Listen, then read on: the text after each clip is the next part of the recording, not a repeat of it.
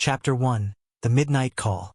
The rain beat against the windows of Ricardo Silva's apartment, creating a melancholic symphony that filled the dark room. The streets of São Paulo were deserted, shrouded in a dense fog that swallowed any glimpse of life. Ricardo was immersed in one of his favorite detective novels, a cup of coffee cooling beside him, when the phone rang, breaking the silence with a sharp and persistent trill. He hesitated for a moment, frowning. Who would call at this hour? He looked at the clock on the wall. Midnight. With a sigh, he reached out and picked up the phone. Hello? His voice sounded hoarse, reflecting the fatigue of the day. Ricardo? It's me, Marta. I need your help. The voice on the other end was trembling, laden with despair. Marta was an old college friend, a determined and intelligent woman who had conquered the business world with her tenacity. But now, her voice sounded broken, almost unrecognizable. Marta? What happened? Ricardo felt a chill run down his spine. Something was terribly wrong. They're accusing me of murder. Carlos Montero is dead, and they think it was me. I don't know what to do, Ricardo. You're the only person I can trust. Her voice was on the brink of tears. Ricardo straightened in his chair, feeling a mix of fear and excitement. He had always dreamed of being a detective, but he never imagined he would have the chance to investigate a real crime. He squinted, trying to think clearly. Calm down, Marta.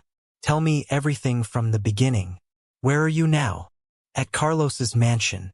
The police have already been here, but they didn't find anything.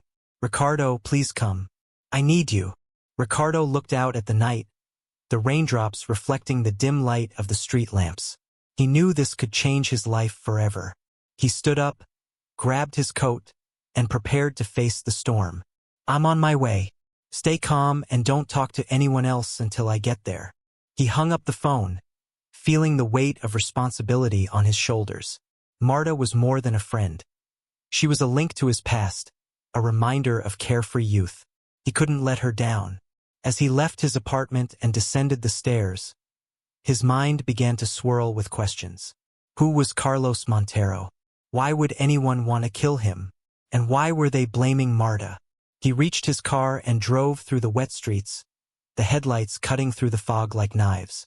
Carlos's mansion was on the outskirts of the city, an imposing structure surrounded by tall walls and iron gates. Upon arrival, he saw that the house was enveloped in darkness, except for a solitary light in the window of the upper floor. Ricardo parked the car and walked to the front door. He knocked 3 times, feeling anxiety rise within him. The door opened slowly, revealing Marta, pale and trembling. Ricardo, thank God you came. She hugged him tightly, her tears soaking his shoulder. We'll figure this out together, Marta. But first, I need to see the crime scene. She led him through the house to the library, where Carlos's body still lay, surrounded by police tape. Ricardo looked around, his eyes absorbing every detail. The books lined up on the shelves, the half-smoked cigar in the ashtray, the window ajar letting in a cold breeze. Tell me everything that happened, Marta. Every detail could be important. She began to speak, her voice low and trembling, while Ricardo listened attentively, his mental gears starting to turn. He knew he was about to dive into a world of mystery and danger, but he was ready to face the challenge. And so, with the sound of rain as the soundtrack, the search for the truth began. Chapter 2. The Crime Scene. Carlos Montero's mansion was a monument to opulence and power, a building that seemed to want to touch the sky with its Gothic towers and tall windows. Ricardo and Marta walked through the silent corridors, each step echoing like a haunted whisper. The house was cold and damp, as if the very structure had absorbed the tragedy that had unfolded within its walls. The library, where Carlos's body was found, was a sanctuary of knowledge and luxury. The dark wooden shelves rose to the ceiling, filled with ancient leather-bound volumes. In the center of the room, the corpse of Carlos Montero lay on a Persian rug, his eyes wide open in a vacant stare that seemed to accuse anyone who dared to meet his gaze. Ricardo paused at the entrance, taking a moment to absorb the scene. Marta, beside him, was visibly shaken, her eyes red from crying. He squeezed her shoulder, trying to convey some form of comfort. "Let's get started," Ricardo said, his voice firm and resolute. "I need you to tell me everything that happened from the moment you arrived here." Marta took a deep breath, trying to control her emotions. "I came for dinner with Carlos. We were discussing a possible business partnership. Everything seemed normal until he started acting strangely. He became nervous, looking out the window as if he were expecting someone." "What time was it?"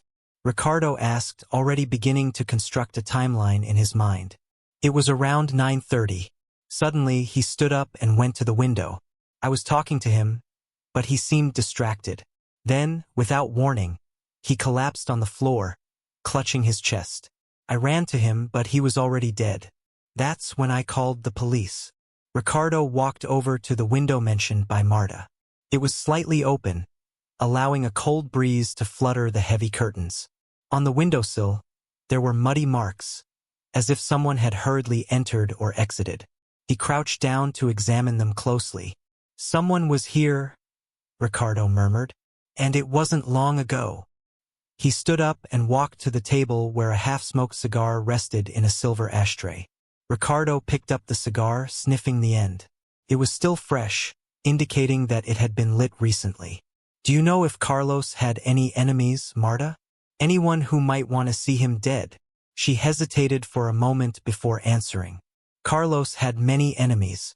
In business, he was ruthless.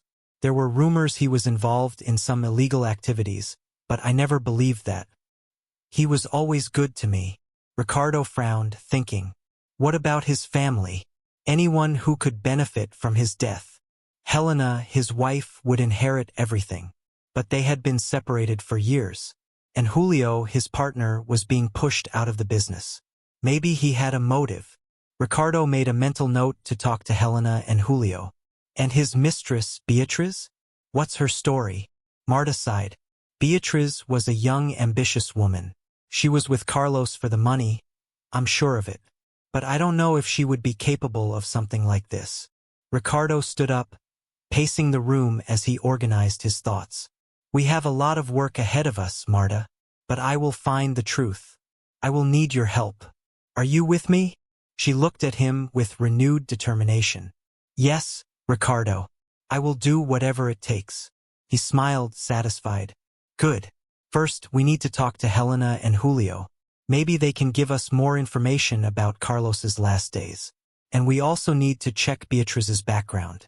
Is there anything else you can tell me about that night?" Marta shook her head. "I think I've told you everything. I just want the truth to come out." "It will," Ricardo said confidently. "I promise." With that, they left the library, Ricardo feeling the weight of the growing responsibility. The investigation was just beginning, and he knew that every clue, every detail, could be the key to unraveling the mystery. The night was still far from over, and the journey for the truth was only just beginning. Chapter 3: The Suspects. The next morning arrived shrouded in thick fog, the city slowly waking under a gray sky. Ricardo sat at Marta's kitchen table, surrounded by notes and photographs from the crime scene. Marta was making coffee, trying to keep her hands busy while her mind lingered on the tragedy of the previous night. "So, where do we start?" Marta asked, placing a steaming cup of coffee in front of Ricardo. "We need to talk to the suspects, find out where they were, what they were doing, and if any of them had something against Carlos." Ricardo took a sip of coffee, feeling the bitterness warm his throat. "First, let's talk to Helena, his wife." Helena Montero lived in a luxury apartment in the city center. When Ricardo and Marta arrived, they were greeted by a maid who led them to an elegantly decorated living room. Helena was sitting on a velvet sofa, her posture impeccable despite her swollen eyes from crying. "Helena, I'm so sorry for your loss," Ricardo began, sitting across from her. "But I need to ask you a few questions." She nodded, holding a lace handkerchief. "I understand. I will do whatever I can to help. Can you tell me where you were last night?" "I was at home," Helena replied, her voice low but firm. "I had dinner with some friends. They can confirm that." "What was your relationship like with Carlos?" Ricardo asked, observing every micro-expression on her face. Helena looked away, the handkerchief clenched between her fingers. We were separated. Carlos. He was difficult. He had many secrets. But I never wished him harm. Ricardo made a mental note. And what about Julio? How was his relationship with Carlos? Helena sighed. Julio was Carlos's partner for years. But recently, there was a nasty fight over a failed investment. Carlos was trying to push Julio out of the company. After a few more questions, Ricardo and Marta left Helena's apartment, ready for the next step. Ricardo felt that Helena was hiding something, but he didn't have any solid evidence yet. Julio Araujo welcomed them into his office, a modern and well-lit space with a view of the city. He was a middle-aged man, well-dressed and exuding a confidence that bordered on arrogance. So, you're here to talk about Carlos, Julio said, gesturing for them to sit down. Sad news, isn't it? Yes, very sad, Ricardo replied, watching the man closely. Where were you last night, Julio? In a business meeting, he answered quickly, a cold smile on his lips. I can provide the names of everyone who was there, if necessary. And your relationship with Carlos? There are rumors that things weren't going well between you. Julio laughed, a dry, humorless sound. Carlos and I had our differences. He was a visionary, but sometimes blind to the risks. Our last project was a disaster, and he tried to blame me for it. But that doesn't mean I wanted to see him dead. Ricardo paused, weighing every word. And Beatriz? What do you know about her? Beatriz is young and ambitious, Julio said, with a touch of disdain. She was with Carlos for the money, of course. But she wouldn't have the guts to do something like that. With that, Ricardo and Marta left, the weight of responsibility growing heavier. Each suspect had motives, but also alibis. Ricardo knew he would need more than words to uncover the truth. Finally, they found Beatriz in an elegant cafe, the young woman impeccably dressed, but a shadow of worry lingered in her eyes. Beatriz, we need to talk about Carlos, Ricardo started, sitting down at the table with her. I already told the police everything I know, she replied, her voice tense. Carlos was complicated, but I loved him. Loved him or loved his money? Marta asked, her tone more direct than Ricardo's. Beatriz flushed. I knew what I was getting into, but that doesn't mean I would kill him. So, where were you last night? Ricardo pressed. At home. Alone, she answered, avoiding eye contact. With all the interviews done, Ricardo felt frustration rising. Each suspect had a motive, but there was a lack of concrete evidence. He knew the truth was out there, hidden among lies and secrets. We need more information, he said to Marta as they left the cafe. Something that connects one of these suspects directly to the crime. And so, with the rain beginning to fall again, Ricardo and Marta continued their quest for answers, determined to unmask the unexpected killer. Chapter 4, The Game of Lies. The tension was in the air as Ricardo and Marta made their way back to Carlos Montero's mansion. The night was falling again, bringing with it the familiar and uncomfortable darkness. The path was illuminated only by the headlights of Ricardo's car, cutting through the fog like blades, reflecting the confusion in their minds. Upon arriving at the mansion, Ricardo knew it was time to change his approach. He would need to use his ability to perceive inconsistencies to unmask the lies of the suspects. It was a risky game, but he was determined to uncover the truth. We need to talk to them again, but this time differently, Ricardo said as they walked down the corridor of the mansion. What do you mean? Marta asked, curious. Let's ask questions that make them uncomfortable, questions that will trip them up in their own lies.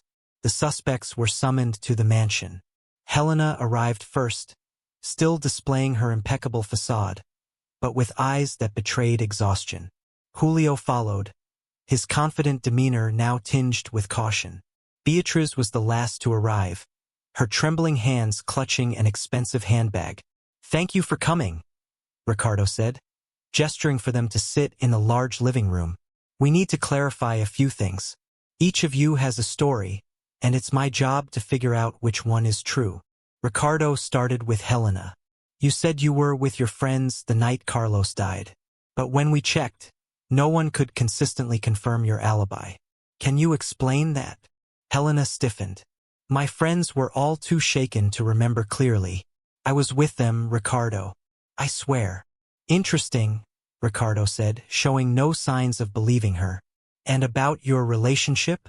You said you had been separated for years, but the messages on your phone show that you were still regularly talking to him.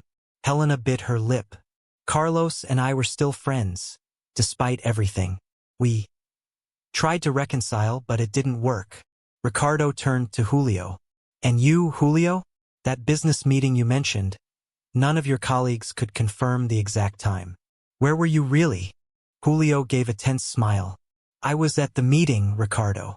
Ask my assistant. He was with me the whole time. Your assistant, who curiously was on vacation that night, Ricardo said, his tone cold. So who was really with you? Julio fell silent, the smile disappearing. Finally, Ricardo turned to Beatriz. You claimed to be home alone, but the building's security cameras show you left around 9:30 and returned at 11. Where did you go, Beatriz? Beatriz turned pale. I went to meet a friend. I needed advice about my situation with Carlos. A friend who didn't appear on the cameras, Ricardo pointed out. Try again. Beatriz lowered her head. I went to meet Carlos. He said he had something important to tell me. But when I arrived, he was already dead. The silence in the room was palpable. Ricardo knew he was close to uncovering the truth, but he still needed one more piece of the puzzle. He stood up, walking around the room as he spoke. Each of you has a reason to lie, but also each of you has a motive to want Carlos dead.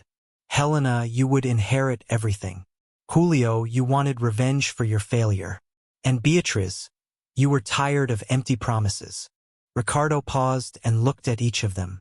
But there's something that links all three of you to this mansion on the night of the murder. A detail I haven't mentioned yet. He walked over to the fireplace, where a portrait of Carlos Montero hung. Carlos left a letter mentioning a crucial meeting, and all of you were called to that meeting. Helena, Julio, and Beatriz exchanged nervous glances. Marta, who was watching everything closely, held her breath. Ricardo continued. Carlos was about to expose a secret, something that could ruin each of you. He planned to reveal everything that night, but someone stopped him. Suddenly, Beatriz began to cry. I didn't want to hurt him, but he said he would destroy me. I was so scared. It wasn't me, Helena interrupted, her eyes filled with tears. I was trying to protect our son. Carlos was going to tell everything about him and ruin his life. Julio stood up, banging his fist on the table. Carlos was a tyrant. He deserved what happened, but I didn't kill him. Ricardo knew he was on the right track. The truth is starting to come to light. Now, we need to find out who actually committed the crime. The tension in the room was unbearable. Every breath, every movement seemed to echo. Ricardo knew that the next revelation could change everything. With a determined look, he realized he was one step closer to uncovering the truth. Chapter 5: The Hidden Clue. The night deepened as the tension in the room increased. Ricardo knew he needed something more concrete, proof that directly linked one of the suspects to the murder of Carlos Montero. That's when he remembered the hidden letter he had found in the library, a letter that could change the course of the investigation. I need to take a look in the library, Ricardo said, heading for the door. Marta, come with me. Marta followed Ricardo, leaving the three suspects in tense silence. They walked down the dim hallway to the library, where Carlos's body had been found. The room was cold and silent, the only light coming from a lamp in the corner, casting long shadows over the books and antique furniture.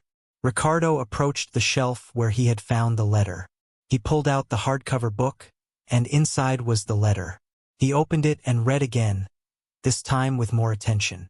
Carlos's words revealed a dark secret, a fraudulent investment about to be exposed.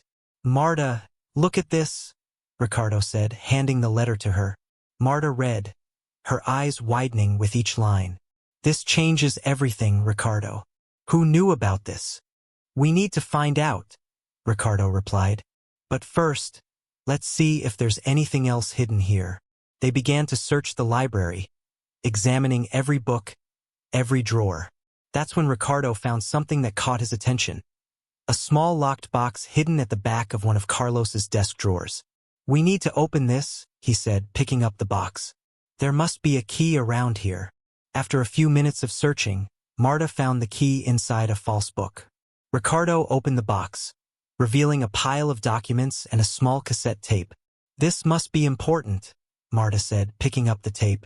Let's see what's on it. Ricardo took an old recorder from the shelf and inserted the tape. The sound was crackly, but the words were clear enough. It was Carlos's voice, recording a message. If you're listening to this, I'm probably dead. I discovered something terrible about my partners and my wife. They have been lying and conspiring against me. This tape is my only proof. Don't trust anyone. They will do anything to protect their secrets. Ricardo and Marta exchanged a meaningful glance. The tape confirmed their suspicions, but it still didn't point directly to the murderer. We need to confront the three of them with this, Ricardo said, turning off the recorder. They won't be able to deny it now. They returned to the living room, where Helena, Julio, and Beatriz waited anxiously. Ricardo placed the tape on the table and the letter beside it.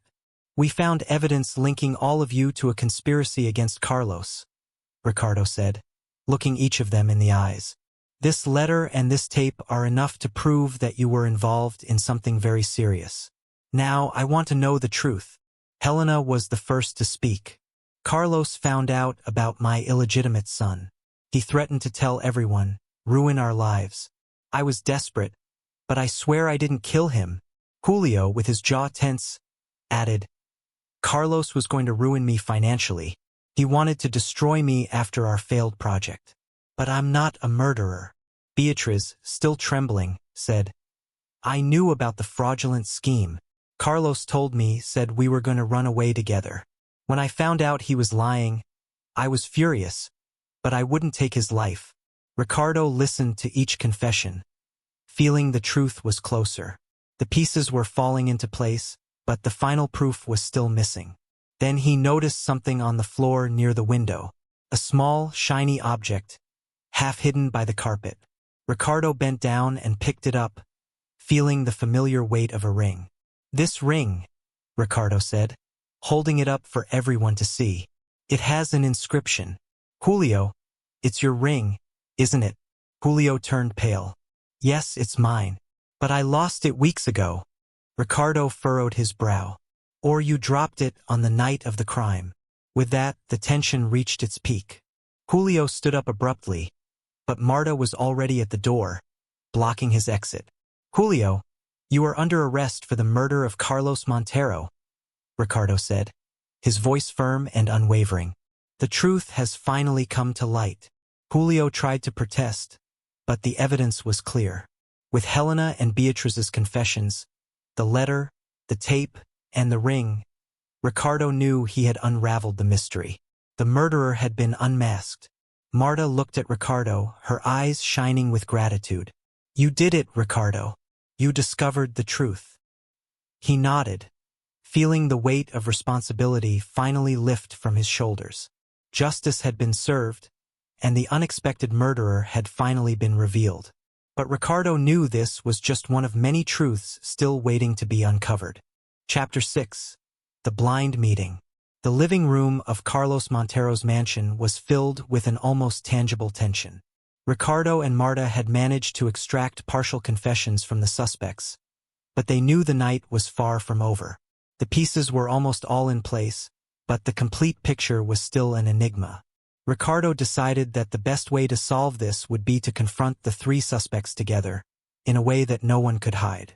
We need one last piece to complete the puzzle, Ricardo said to Marta. Let's create a situation where the real killer cannot hide. Marta nodded, understanding the plan.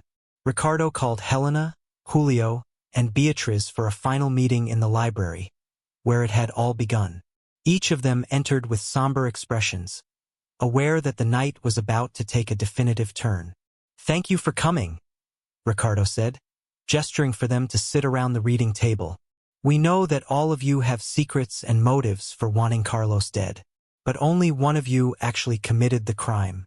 And that person is here in this room." Helena, Julio, and Beatriz exchanged nervous glances. Ricardo could see the fear and distrust in their eyes. "I'm going to reconstruct the night of the crime," Ricardo continued, "and I want all of you to listen carefully. I will mention details that you might not know. And anyone who tries to interrupt or justify themselves will be giving themselves away." He began to recount the events of the night in question, mentioning the letter, the tape, and the lies that each of them had told. As he spoke, he observed their reactions carefully. "The library window was open," he said, pointing to the spot. "Mud marks indicate that someone entered or exited through there. Carlos's cigar was smoked halfway, something he only did in moments of tension. And then we have Julio's ring, found near the body." Julio shook his head, anger evident in his eyes. "I already told you I lost that ring weeks ago." "That's what you say," Ricardo retorted. "But the evidence tells a different story. Carlos was about to expose a fraudulent scheme involving you, Helena, and Beatriz. He wanted to clear his name, even if it meant destroying yours." Beatriz started to cry, the pressure finally breaking her composure. "I didn't want him to die. I just wanted all of this to end."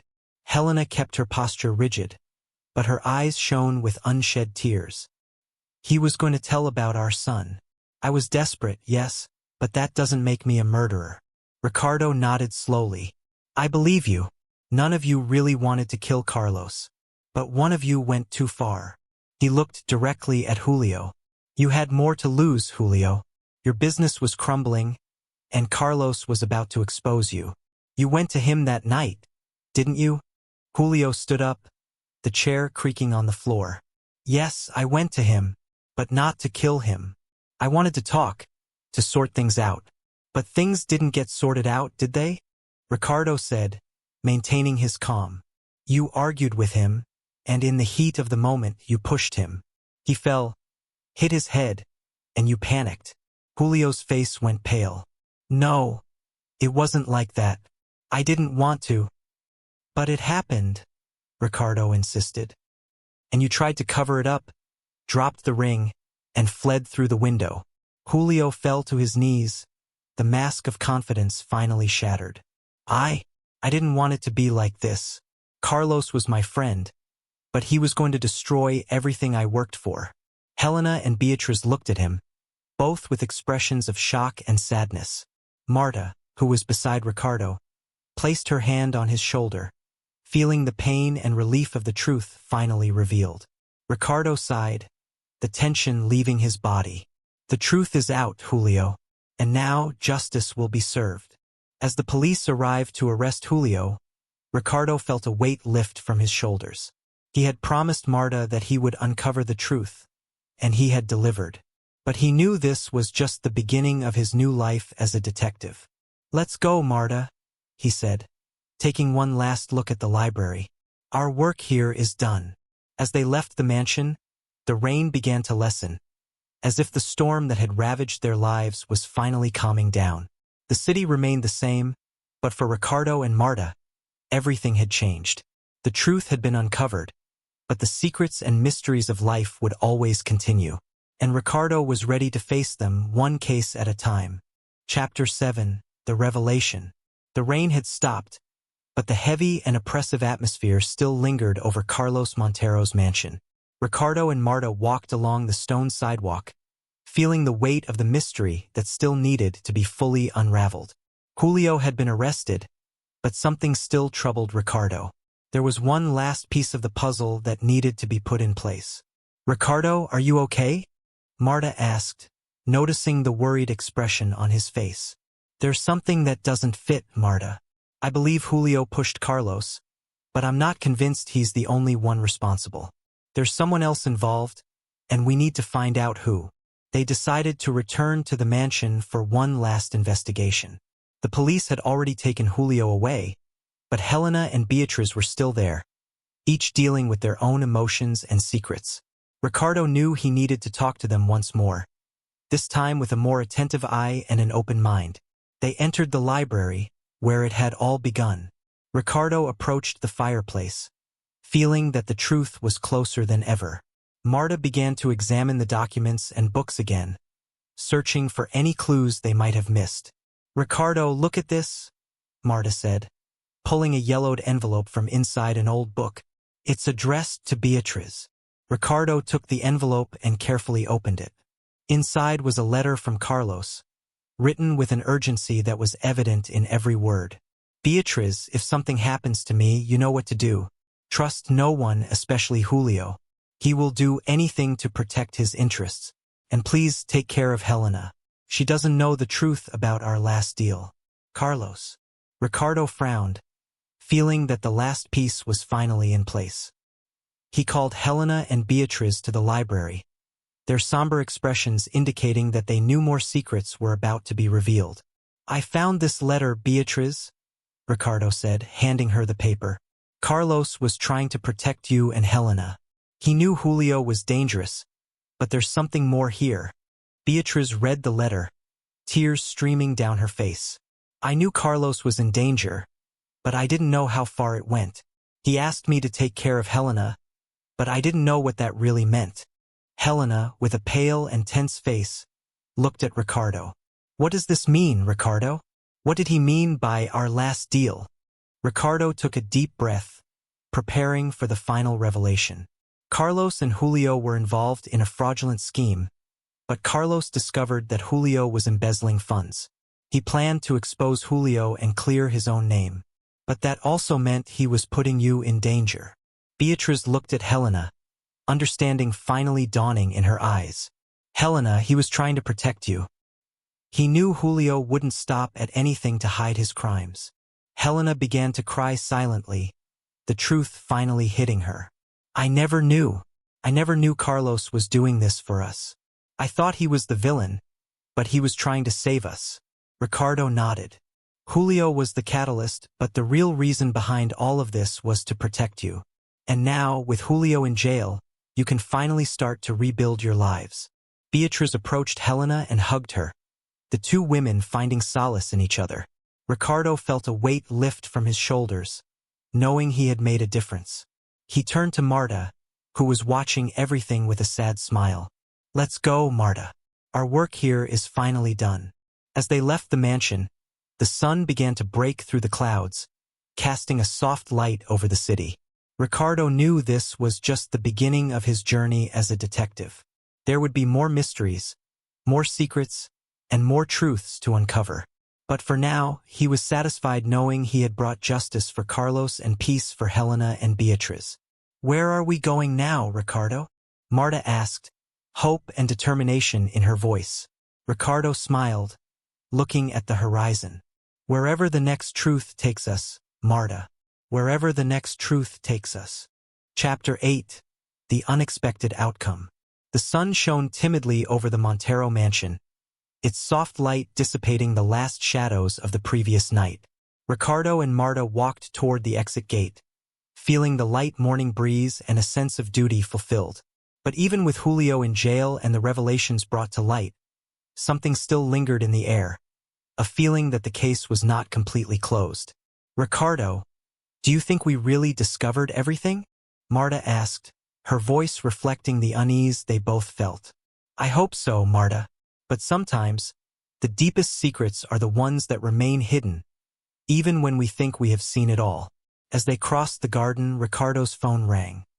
He answered quickly, and the voice on the other end made his heart race. "Ricardo, this is Inspector Carvalho. We need you to come back to the station. There's something else you need to see." Ricardo and Marta exchanged a glance. They knew the case couldn't be that simple.